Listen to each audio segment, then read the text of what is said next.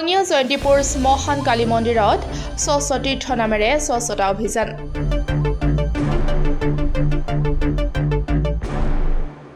উপস্থিত থাকে স্থানীয় বিধায়ক তথা ৰাজ্যিক বিজেপিৰ সভাপতি ভৱেশ কলিতা।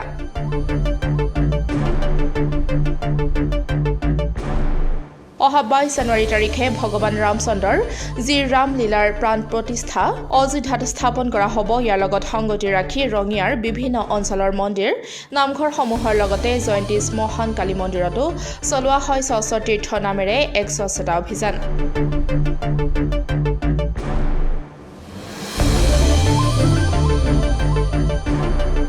উক্ত অনুষ্ঠানত উপস্থিত থাকে জয়ন্তীপুৰবাসী ৰাইজ।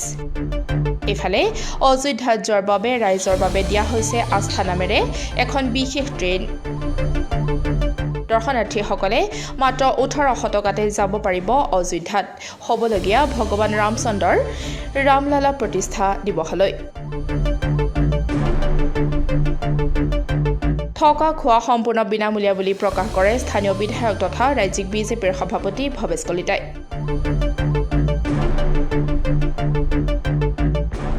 অহা 22 তাৰিখে পুৰুষোত্তম প্ৰভু শ্ৰীৰামচন্দ্ৰৰ যি ৰামলালাৰ প্ৰাণ প্ৰতিষ্ঠা অযোধ্যাত স্থাপন কৰা হ'ব।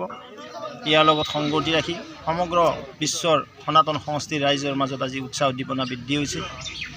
তাৰ লগতে আমাৰ হিন্দুস্থানতো সনাতন সংস্কৃতিৰ সন্মানৰ ৰাইজসকলে বিভিন্ন মঠ মন্দিৰ বিভিন্ন ধাৰ্মিক অনুষ্ঠান সামাজিক অনুষ্ঠান গৈ স্বচ্ছ তীৰ্থ নামেৰে এক স্বচ্ছতা অভিযান ৰখা হৈছিল। ইয়াৰ লগত সংগতি ৰাখি আমি ৰঙিয়াতো আজি আমাৰ জয়ন্তী কালী মন্দিৰ যি শ্মশান জয়ন্তী কালী মন্দিৰ প্ৰাংগণ আছে ইয়াত স্বচ্ছ ভাৰত অভিযান ৰখা হৈছে আৰু প্ৰভু ৰামক স্মৰণ কৰি অহা 22 তাৰিখে ইয়াত বন্তি প্ৰজ্বলন কৰা হ'ব।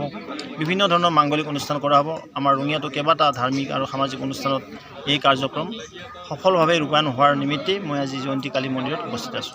মই মাজতে এটা প্ৰশ্ন সুধিম আপোনাক, ইয়াৰ ৰাস্তাটো মানে হোৱা নাই কালী মন্দিৰৰ পৰা আপোনাৰ জয়ন্তীপুৰ চহৰলৈ ৰাস্তা নহয়, মাথোৱাৰী হয়। হয় মানে কি হোৱা নাই, ৱাটাৰ ৰিচোৰ্চ ডিপাৰ্টমেণ্টে সেইটো হেণ্ডঅভাৰ কৰা নাই PWD, কাৰণ সেইটো মাথোৱাৰী, সেইটো ৰাস্তা নহয়।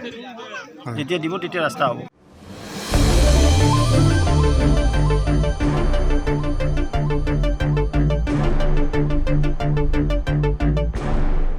ৰঙিয়াৰ পৰা হেমেন কলিতাৰ ৰিপৰ্ট, ডেমক্ৰেটিক আছাম।